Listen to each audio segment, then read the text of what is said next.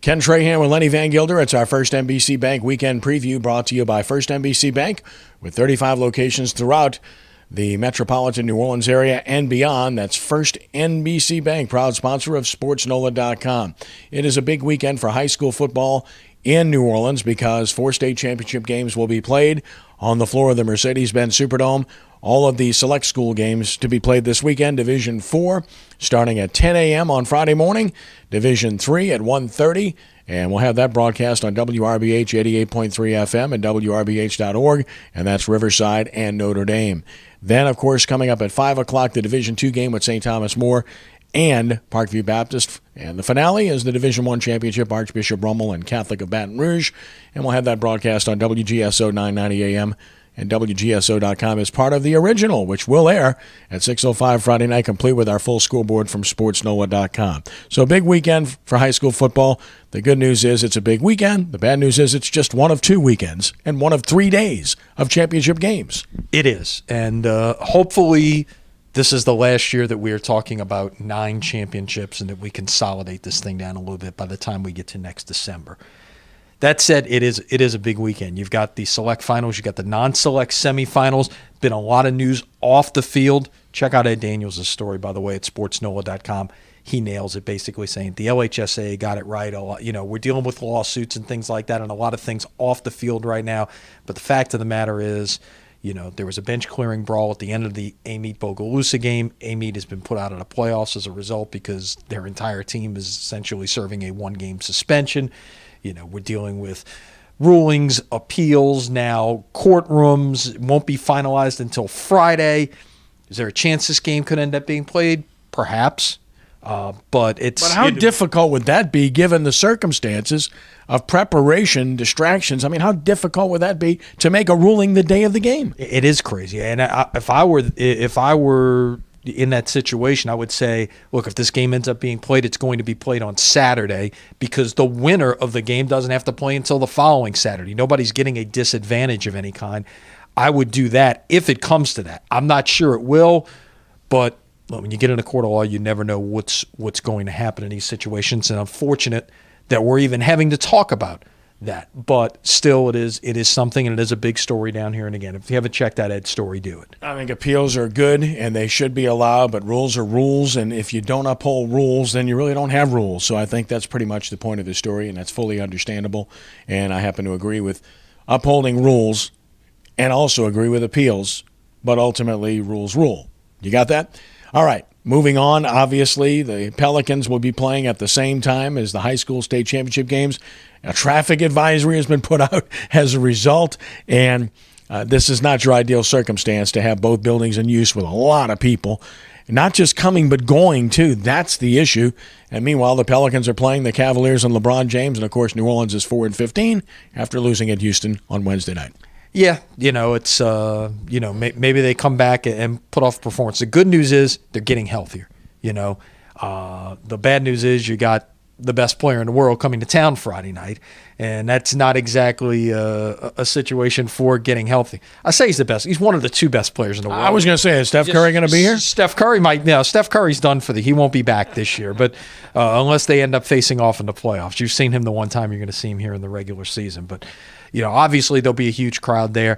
Look, it's unfortunate these events are going on at the same time, but the most they'll be in the arena is 18,000. You'd think even in a best-case scenario, that's what you would see for the Division I championship is a crowd about that.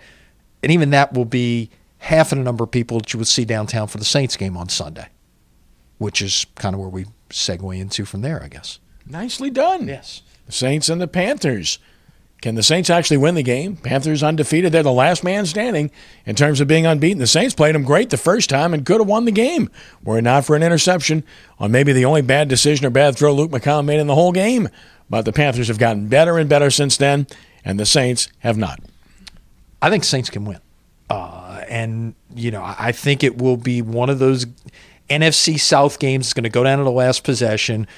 And nothing against Cam Newton, but if Drew Brees has the ball in his hands with a chance to win the game at the end, I'm not saying he wouldn't have made the same throw in that situation back in week 3 when he was hurt, but you like your chances with number 9 on the field in that situation if it's indeed a one-possession game with a chance to win the game.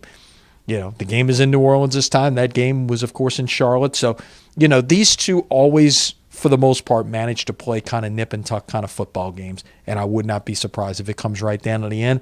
Nation will be watching, more than 60% of the country getting this one. Fox changing their plans at the last minute after, as you mentioned, Carolina's the last unbeaten standing. This will get the primary treatment from the A-team and Fox on Sunday.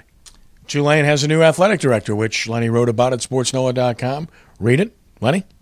Well, meet this guy on Friday, and it's going to be interesting to see. And we heard a bunch of names out there. We also had heard there was somebody who we hadn't heard about. Well, here was the name that you hadn't heard about in all of this, and that's I guess that's a good thing that they were able to go about their business and keep secrets, unlike some other schools who were going about business and not necessarily keeping secrets.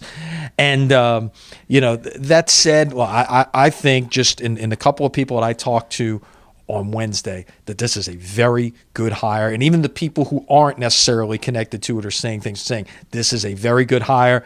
Now comes his first job. It's something he's never had to do before, and that's hire a football coach. Because every major sport coach that he had at Northern Iowa was there when he got there, was still there when he's left, but that says good things about an athletic director as well. He was able to keep those people in place, and these programs that he had were all very successful programs as well, including their basketball program. Remember, just a couple of weeks ago, Northern Iowa beat North Carolina.